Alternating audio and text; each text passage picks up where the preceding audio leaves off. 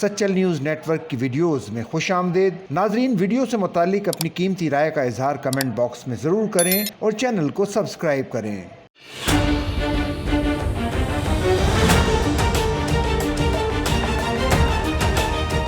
سانحہ جعفر ایکسپریس میں دہشت گردوں سے برآمد اسلحہ امریکی ہونے کی تصدیق۔ برآمد ہونے والے 63 ہتھیار افغان فورسز کے حوالے کیے گئے اربوں ڈالر کے اسلحے میں شامل تھے۔ امریکی انخلاء کے بعد امریکی اسالٹ رائفلز، مشین گنز اور نائٹ ویژن گوگلز جیسی جدید ٹیکنالوجی کالعدم TTP اور دیگر دہشت گرد تنظیموں کے ہاتھ آ گئی۔ امریکی اسلحے کی بڑی تعداد سرحدی بازاروں میں بھی دستیاب ہیں۔ امریکہ کی ناکام جنگ کے اثرات اب سامنے آ رہے ہیں۔ واشنگٹن پوسٹ نے تحقیقاتی رپورٹ جاری کر دی۔ امریکی اخبار نے تصدیق کی کہ جعفر ایکسپریس حملے میں ہلاک دہشت گرد امریکی فوج کا چھوڑا گیا اسلحہ استعمال کر رہے تھے۔ امریکی اخبار واشنگٹن پوسٹ کی تحقیقاتی رپورٹ میں کہا گیا کہ برآمد ہونے والے 63 ہتھیار افغان فورسز کے حوالے کیے گئے اربوں ڈالر کے اسلحے میں شامل تھے۔ امریکی انخلاء کے بعد امریکی اسالٹ رائفلز، مشین گنز اور نائٹ ویژن گوگلز جیسی جدید ٹیکنالوجی کالعدم TTP اور دیگر دہشت گرد تنظیموں کے ہاتھ آ گئی۔ اربوں ڈالر کا افغانستان میں چھوڑا گیا امریکی جنگی ساز و سامان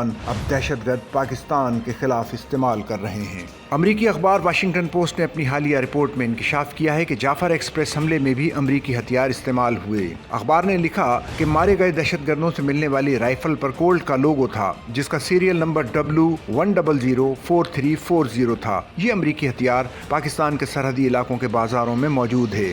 TTP اور دہشت گرد تنظیمیں اس اسلحے کو استعمال کرتی ہیں۔ نائٹ گوگل جیسی جدید ملٹری ٹیکنالوجی انہیں رات کے وقت بھی مربوط حملوں کے قابل کرتی ہے۔ اخبار نے مزید لکھا کہ امریکہ کی ناکام جنگ کے اثرات آج بھی سامنے آ رہے ہیں۔ TTP اور دہشت گرد تنظیمیں امریکی اسلحہ استعمال کرتی ہیں۔ رپورٹ میں امریکی ہتھیاروں کے غیر قانونی استعمال اور ان کے پاکستان میں دہشت گردی کی کارروائیوں میں ملوث ہونے کے سنگین نتائج پر روشنی ڈالی گئی۔ پاکستان نے عالمی برادری سے اس معاملے کی تحقیقات اور ذمہ داروں کے خلاف کارروائی کا مطالبہ کیا ہے۔